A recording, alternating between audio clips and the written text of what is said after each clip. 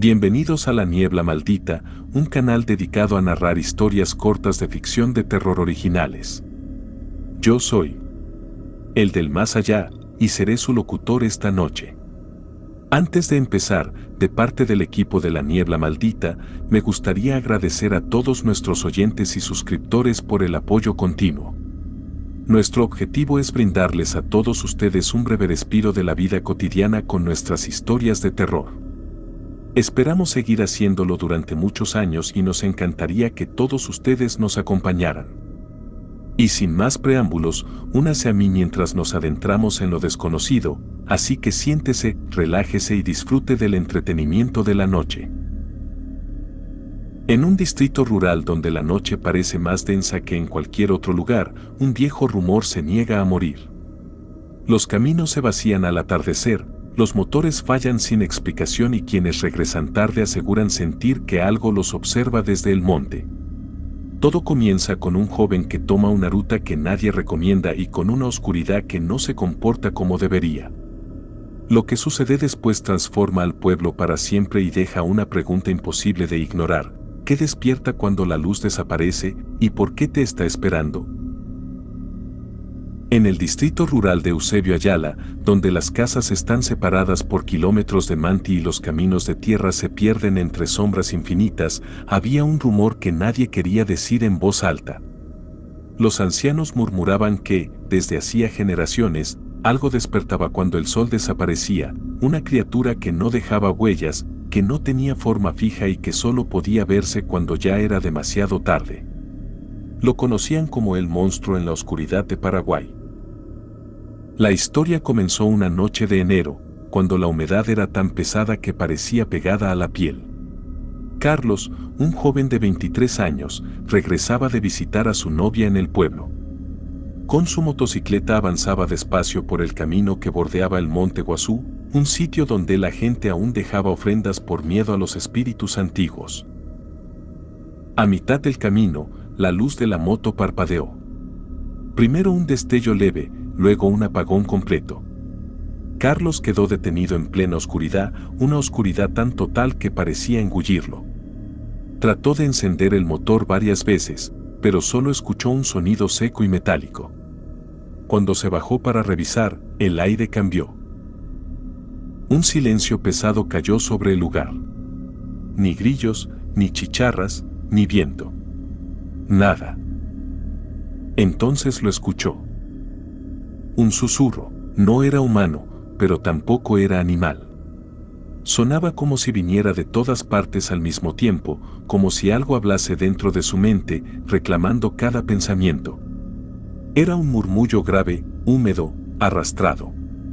Carlos se quedó paralizado, y en ese instante vio un destello entre los árboles. Dos ojos, pero no eran brillantes, eran oscuros, más que la misma noche, como si absorbieran la luz que aún quedaba. Carlos retrocedió, temblando. Cada paso se hundía en la tierra mientras las ramas se movían sin viento. De pronto, algo salió del bosque. No caminó. No corrió. Simplemente apareció, como si siempre hubiera estado allí, pero recién permitiera ser visto. La criatura tenía una forma cambiante. A veces parecía un hombre alto, delgado, con brazos demasiado largos. Otras veces, una masa negra, inestable, que goteaba sombra. Pero lo peor de todo era su rostro, si podía llamarse así, no tenía boca ni nariz. Solo esos ojos sin fondo que hacían sentir que alguien te miraba desde muy lejos, o desde muy adentro. Carlos intentó correr, pero el piso bajo sus pies se volvió blando, como si el monte lo tragara. Cuando cayó, el monstruo avanzó sin sonido, inclinándose hacia él. El susurro en su cabeza se hizo tan fuerte que sintió que sus propios pensamientos se rompían. Antes de perder la conciencia, Carlos escuchó algo nítido, helado, como una orden.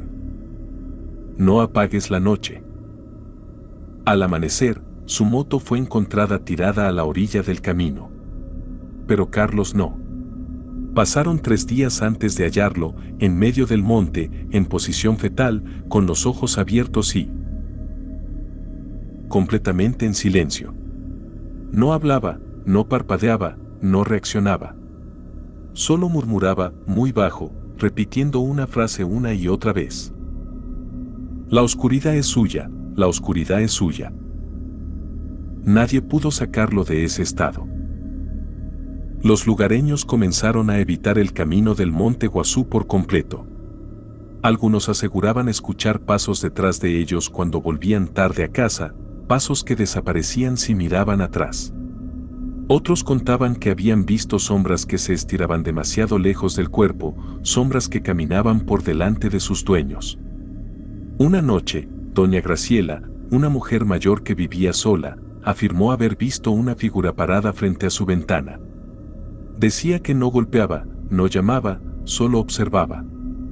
Al día siguiente, la encontraron desmayada, con la piel helada y la mirada perdida. Desde entonces, nadie volvió a quedarse solo después del atardecer. Las autoridades intentaron patrullar, pero cada vez que un vehículo policial entraba en ese sector, los motores fallaban exactamente en el mismo punto donde la moto de Carlos había muerto. Los oficiales reportaban sombras cruzando la ruta, voces detrás de ellos, y la sensación de ser observados por algo que respiraba muy cerca, pero que no tenía aliento. El monstruo en la oscuridad de Paraguay no mataba siempre. No necesitaba hacerlo. Le bastaba con quebrar la mente de quien lo veía.